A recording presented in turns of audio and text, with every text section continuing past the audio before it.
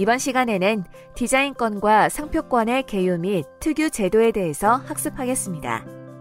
이를 통해 여러분은 디자인권과 상표권의 개요 및 특유 제도에 대해 설명할 수 있습니다. 이 강의에서는 스타트업 지식재산권 전략 세 번째 시간으로서 디자인권과 상표권에 대해서 말씀드리겠습니다. 디자인권은 그렇게 어려운 개념은 아닌데요. 물품의 외관을 보호하기 위한 권리로서 일단은 기본적으로 필요한 것이 독립적으로 거래될 수 있는 물품이어야 됩니다. 예를 들어서 어떤 특정 건물에 적용되어 있는 디자인 이런 것들은 해당이 안 되겠고요. 또한 반복 생산이 가능한 물품에 대한 것이어야 됩니다. 예를 들어서 예술가가 좀 특정하게 만들어 놓은 예술품 자체는 대상이 되지는 않겠고요. 이 일반적인 디자인 제도로서 적용될 수 있는 물품은 아주 다양하게 있습니다. 잘 아시는 핸드폰 케이스도 대상이 되겠고 의자 또한 대상이 되겠습니다. 또한 놀이기구 같은 데도 큰 틀로서 적용이 될 수 있을 만큼 다양하게 적용이 가능한 부분이 되겠습니다.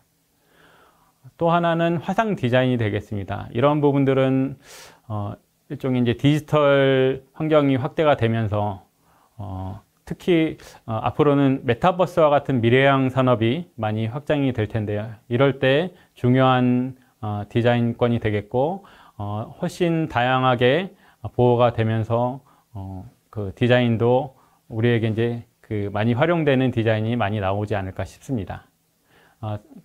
상당히 이제 좀 큰 예시는 애플의 GUI 디자인이 되겠고요.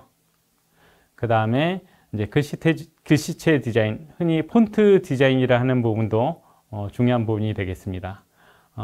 폰트도 유료로 제공되는 것들은 함부로 이용을 하면 안 되는데요.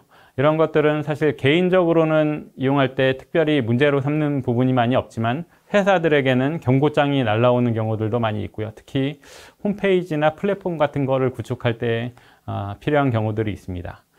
그런데 특히 이제 개인들도 요즘 같은 경우에는 크리에이터나 블로거로도 많이 활동을 하고 있죠. 그렇기 때문에 그렇게 상업적으로 이용을 할 때는 폰트가 문제가 될 수 있기 때문에 좀 조심하셔야 되는 부분들이 있겠습니다.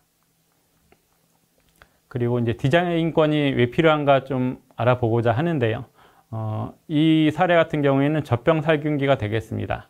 이 젖병살균기는 어떻게 보면 하나의 예술품처럼 보이기도 하는데요. 이제 위에 젖병을 걸어 놓는 부분을 좀 그 나무 가지 형태로 만들어 놓아서 좀 뭔가 미감을 상당히 증대시키고 있고 이런 것들은 이제 결국엔 디자인으로 보호받는 영역이 되겠죠. 그런데 여기서 그치는 게 아니라 그 아랫부분에 젖병에서 흘러내린 물이 좀 수납이 될 수 있는 받침대까지 여기서 이제 특허로 보호하고 있기 때문에 결국에는 제품이 보호되기 위해서는 이런 디자인과 특허로 결합이 돼야 되고 앞서서 말씀드렸던 토끼 모자나 스마트폰과 같이 여러 가지가 한꺼번에 결합이 되어야 된다는 취지로 이해를 해주시면 좋을 것 같습니다.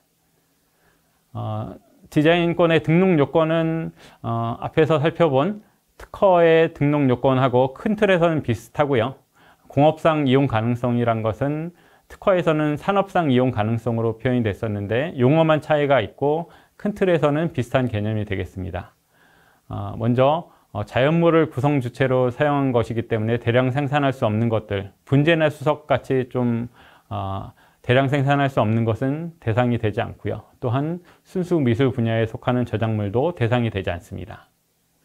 그 다음에 신규성의 개념은 특허와 완전히 동일하고요. 보시는 것처럼 왼쪽에 그 장치가 이제 공개가 되어 있다면은 오른쪽에 거의 완전히 유사한 것들이 반복이 되고 있는 것에 불과하기 때문에 사실상 인정이 되기가 어렵습니다. 또한 창작성은 진보성의 개념이 반영되어 있는 것이라고 할 수가 있고요. 널리 알려진 형상이나 모양, 색채 또는 결합에 의해서 용이하게 창작이 될 수 있는지를 보는 것입니다. 그 예시로서 이 그림들을 살펴보면요. 왼쪽에 있는 것은 그 밑에 있는 그 라디오 모양에서 시계 부분이 원래는 아날로그 시계였는데 디지털 시계로 바뀌는 부분들을 치환을 하면은 디자인이 될 수 있는 부분이기 때문에 좀 인정되기는 쉽지 않겠죠. 그리고 가운데 있는 것은 책상에 있어서 기본에 이제 책상적으로 책상이 밑에 있는 부분하고 그 위에 책꽂이를 올릴 때 그게 단순 조합으로도 생산이 될 수 있는 거기 때문에 디자인권이 보장되기가 쉽지 않습니다. 그리고 오른쪽에 있는 부분은 전화기에 있어서 수화기의 배치를 어떻게 할 것인가에 문제가 되겠는데요. 먼저 이제 세로로 되어 있는 것을 가로로 돌리는 부분이 좀 창작성이 있을 것인가, 용이할 것인가를 판단해야 되는 부분인데 이 부분도 사실상 인정받기는 쉽지 않겠죠.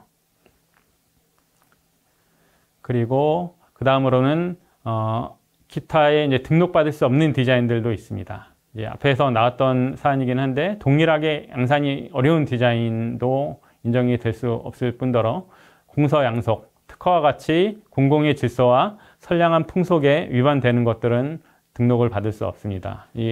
지금 이 사례는 칼꽂이가 되겠는데요. 사실 자세히 볼수록 상당히 좀 무섭죠. 그렇기 때문에 이 부분은 디자인 받기가 어렵다고 볼 수 있겠고요. 또한 국기, 국장 등과 동일 유사한 디자인 같은 경우에는 등록을 받을 수가 없습니다. 국기나 국장은 개인이 소유할 수 있는 게 아니라 결국에는 공공이 모두 사용을 해야 되는 것이기 때문입니다. 디자인도 특유의 제도가 지원이 되고 있고요. 결국에는 지재권의 전반적으로 출원인의 권리를 확대하면서 또한 편의성도 증대시키는 방향으로 지원이 되고 있는 상황입니다. 예를 들어서 부분 디자인 제도란 것은 찻잔과 같이 전체 디자인이 있을 때 손잡이의 부분만 따로 권리를 인정받을 수 있는 부분이 되겠고요. 또한 관련 유사 디자인 제도란 것이 있습니다. 기본 디자인이 있을 때 사실 조금씩 변형시키면서 다른 미감을 줄 수 있는 경우들이 있는데 이런 것들의 차이로 다른 사람한테 권리를 주게 되면 원 권리자가 좀 침해를 받을 수 있는 경우가 있기 때문에 유사 디자인으로서 보장을 해주는 경우도 있습니다. 그 다음으로는 한벌 물품 디자인 제도가 있습니다. 보시는 것처럼 찻잔과 주전자를 결합시켜서 한벌 물품이라면 일종의 세트가 되겠죠. 이제 그런 것까지 보장을 해줘서 따로따로 출원하는 것이 아니라 한꺼번에 출원을 해도 보장을 해주는 것이 있습니다. 그 다음에 비밀 디자인 제도도 있는데요. 특정 디자인이 공개됐을 때 다른 사람이 좀 유사하게 쉽게 따라할 수 있다면 문제가 될 수 있는 경우가 있기 때문에 3년 이내까지는 비밀로 유지해 준다는 취지가 되겠습니다. 그 다음에는 복수 디자인 제도가 되겠습니다. 로카 르노 분류란 것은 디자인 분류가 되겠는데요. 유사한 디자인에 군을 묶어서 제공을 하는 것이고요. 동일 로카 르노 분류 내라면은 약간씩만 변형돼서 부분 디자인이 약간씩만 변형돼서 출원되는 것을 100개까지 가능하도록 하겠다는 취지가 되겠습니다. 그 다음으로는 디자인 무심사 등록 출원이 되겠습니다. 디자인 무심사 등록 출원은 유행성이 강하고 라이프 사이클이 짧은 것을 좀 빨리 등록시켜서 유행이 지나가지 않도록 하는 것이고요. 예시로서는 의복이나 커튼, 침구와 같이 좀 유행성이 강한 것들은 한철만 유행하고 지나가는 경우들이 있기 때문에 최대한 간단한 심사만 거쳐서 등록을 보장해 주는 것입니다. 그 다음으로는 상표권에 대해서 알아보겠습니다. 상표권이란 것은 잘 아시는 바와 같이 자타 상품을 식별하면서 어디서 나온 제품인지를 표시해 주는 게 기본 요건이 되겠는데요. 결국에는 좀 더 나아가서 품질을 보증을 한다거나 광고 선전에까지 이어지는 경우가 있습니다. 예시로 보시는 맥도날드, 코카콜라, 나이키도 하나가 예시가 되겠고요.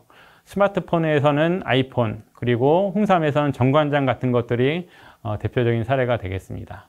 또한 재산적 가치도 따로 매겨질 수가 있는데요. 아주 유명한 상표들, 보시는 코카콜라나 나이키 같은 경우에는 사실상 흔히 시장조사기관에서 매길 때 몇십조 원까지 상표의 가치가 있다는 평가를 내리고 있는 상황입니다.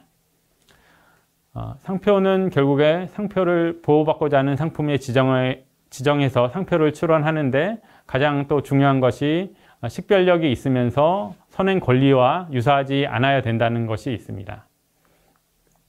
원칙으로서는 우리가 흔히 보는 문자나 기호 같은 것들도 보호의 대상이 되지만 색깔이나 냄새 그리고 소리나 입체적 형상까지도 보호가 되고 있고 또한 그 대상도 점점 확대가 되고 있는 상황입니다. 예를 들어서 지포의 딸깍 소리 같은 경우도 보장이 되고 그 다음에 인도에서 띠리리리 하는 그런 시작음까지도 보장이 되고 있고요. MGM 영화사에서의 사자 울음소리까지도 보장이 되는 한편 우리가 이제 그 흔히 접하는 개그맨들의 유행어들 같은 경우에 단어가 좀 독특하다거나 아니면은 좀 어조 같은 경우를 좀 리듬 같은 거나 음의 높낮이를 살려서 그 유행어를 만들게 되면은 그것까지도 보장이 될 수 있는 부분이 있습니다. 한편 반대로 식별력이 인정되지 않는 경우들도 있는데요. 예를 들어서 상품의 명칭 그 자체로 출원한 경우에는 보장이 되지 않습니다. 호두 과자를 그대로 보장해 주면 안 되겠죠. 그리고 상품의 산지나 품질, 용도 등을 그대로 또 표시하는 경우에는 안 되겠고요. 예를 들어서 갈아 만든 배 아니면은 예전 같은 경우에는 맛있는 우유, GT 그런 것들이 있었죠. 그리고 또한 지리적 명칭을 그대로만 붙이는 것은 인정이 되지 않습니다. 예를 들어서 종로학원 그런 것들은 인정이 되기 어렵고요.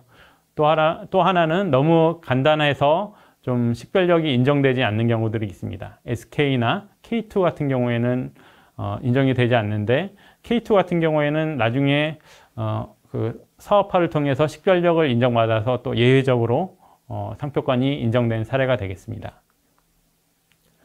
본 사례 같은 경우에는 실제로는 그 단어 자체에서는 차이가 있지만 왼쪽 거는 APPL이고 오른쪽 거는 EPPL이기 때문에 그냥 보기에는 차이가 있지만 우리가 발음을 했을 때는 거의 유사하게 들리기 때문에 인정이 되지 않는 사례가 되겠습니다.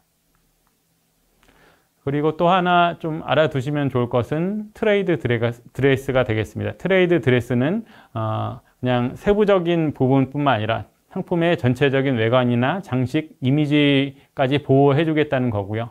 또한 상품뿐만 아니라 서비스 시설의 외형적인 느낌이나 판매 기법까지도 포함이 되고 있습니다. 그 예시는 예를 들어서 이제 맥도널드나 스타벅스 같은 것들도 서비스 시설에 포함이 될 수가 있는 것이죠. 맥도날드 같은 경우는 이제 빨간 바탕에 노란 글자, 그리고 스타벅스 같은 경우에는 베이지색 바탕에 녹색 글자가 포함이 되어 있는 한편 꼭 그 글자가 아니라도 전체적인 색감이나 디자인이 관련된 톤 앤 매너를 지키면서 디자인이 되어 있는데요. 이런 것까지 보장을 해주겠다는 것입니다. 그리고 그 코카콜라의 병이나 아이폰의 전체적인 스마트폰의 형상도 세부적인 상품에서는 또 주요한 트레이드 드레스를 보여주는 예시가 되겠습니다. 미국 같은 경우에는 이 트레이드 드레스가 법적으로 제도화되어 있기 때문에 보장을 받을 수 있는 부분이 있는데 우리나라는 아직은 법제화가 되어 있지는 않고요. 대신에 입체 상표나 부정경쟁 방지법에 의해서 별도로 보호를 받고 있는 상황입니다. 마지막으로는 상표권 특유의 제도에 대해서 말씀을 드리겠습니다. 앞서서 말씀드린 것 같이 상표의 대상이 되는 것은 기존에는 좀 제한적으로 보호가 됐었지만 앞으로는 점점 더 확대가 될 것이고요. 특히 입체 상표나 색채 상표, 홀로그램이나 동작 상표 등까지도 보장이 되고요. 소리나 냄새 상표 등이 보장이 되는데 결국에 그런 것은 비전 형상 상표 제도라는 종류를 통해서 보장이 되고 있습니다. 또한 다류 1출원 제도란 것이 있는데요. 상표 등록을 받고자 하는 상품이 한 가지 류 이상일 경우에도 하나의 출원서로 출원할 수 있도록 한 제도입니다. 이것은 결국에는 여러 가지 출원을 하는데 이 상품류가 총 45가지가 있는데 그것을 개별로 출원을 하게 되면 상당히 복잡하기 때문에 출원인들의 편의성을 향상시켜주는 제도라고 볼 수 있겠습니다. 그 다음으로는 지리적 표시 단체 표장 등록 제도가 되겠습니다. 상품의 특정 품질이나 명성 또는 그 밖의 특성이 본질적으로 특정 지역에서 비롯된 경우에 그 상품이 결국에는 그 특정 지역에서 나온 것이라는 출처를 표시해주는 제도가 되겠고요. 이런 것은 결국에는 단체적으로 특정 조합에서 보장이 될 수가 있는 권리가 되겠습니다. 그 대표적인 예시는 우리가 이제 밥을 먹을 때 쓰는 이천쌀 아니면은 병천순대, 무등산 수박 그런 거 같은 경우에는 산지가 표시되는 것만으로 일종의 품질과 맛 같은 것들이 보장이 될 수가 있겠죠. 이제 그런 것들은 지리적 표시 단체 표장 등록 제도로 보장을 받을 수가 있겠습니다. 예, 이번 강은 여기서 마치도록 하겠습니다. 이번 시간에 학습한 내용을 퀴즈를 통해 확인해 보세요.